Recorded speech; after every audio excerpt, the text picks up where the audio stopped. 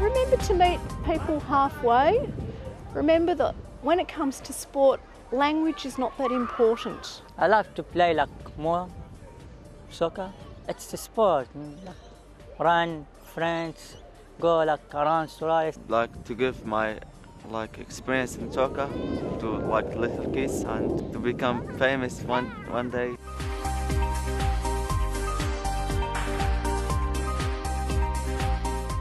We've been running a community coaching program from the start of this year. We've had 15 people, young people of diverse ethnic background. Most of them have only been in Australia for the last 2 or 3 years.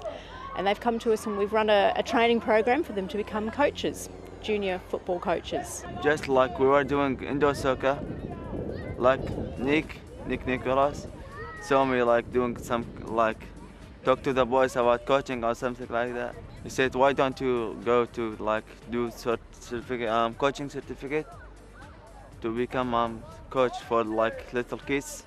I said, that's a good idea.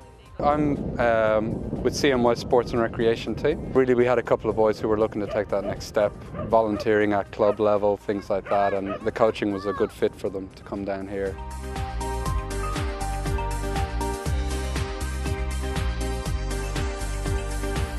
We go in like too many clubs playing and go around, out, home.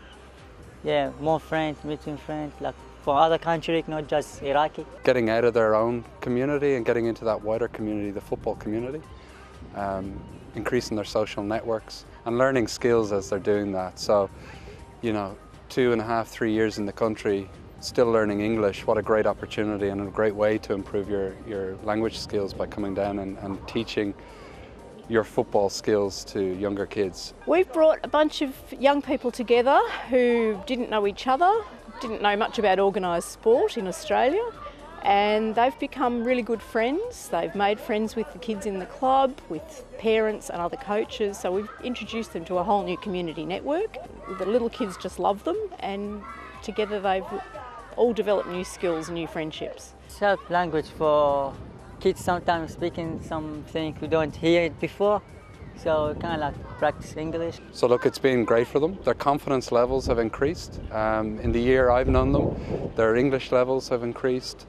They're general just a lot more outgoing, a lot more extroverted now, so it's been a really, really positive experience for them. They associate football with very, very good life experiences that they've had overseas, so the joy that you could see on their faces and just the freedom they had with the game football was just amazing and a very enlightening experience for me.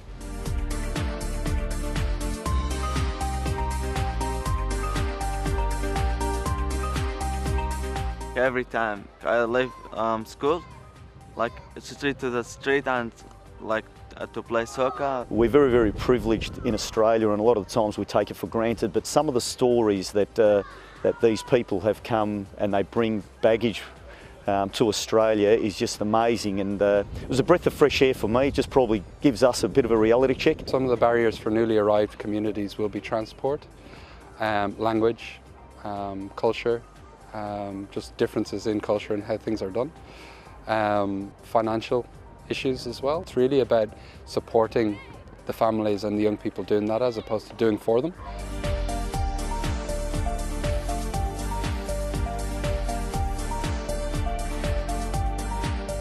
In terms of strategies, really it's about going where there's a captive audience, so making use of the community organisations who are already working with newly arrived families, who have the trust and the relationships that sporting clubs can come in on. We've borrowed minibuses, we've had youth workers and teachers drive the minibuses, we've had parents and friends pick up the young people from home and bring them.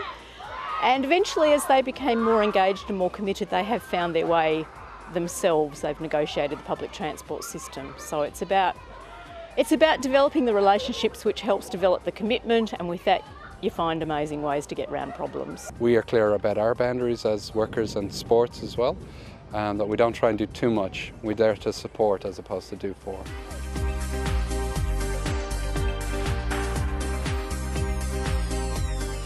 My parents always like soccer, like to become famous player. They always like helping me and pushing me forward.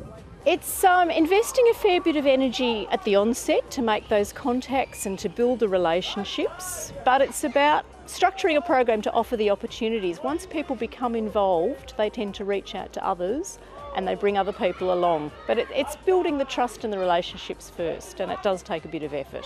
It is an untapped resource, and the coaches there are wonderful. What we don't realise is many of these coaches come from a footballing background, so that the passion is in the blood, so to speak. They have a very, very thorough understanding of the game, which a lot of our people here don't, and they're willing to do it. And I think if these people generally tick all the boxes that clubs are after, and it's just an untapped market which needs to be tapped into, because there's some wonderful, wonderful people and footballing people in these communities. Remember to meet people halfway. Remember that when it comes to sport, language is not that important. Action and fun is a really good way to invite people who might be too shy to actually have a conversation. Have family days, barbecues, friendly games. Less emphasis on competition and more emphasis on interaction and community development.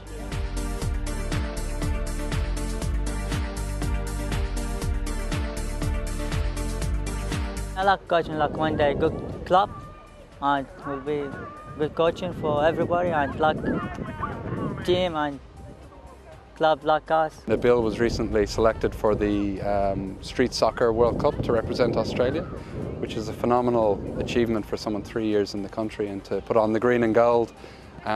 So it's a very proud moment for him and for his family and for the Iraqi community in Hume.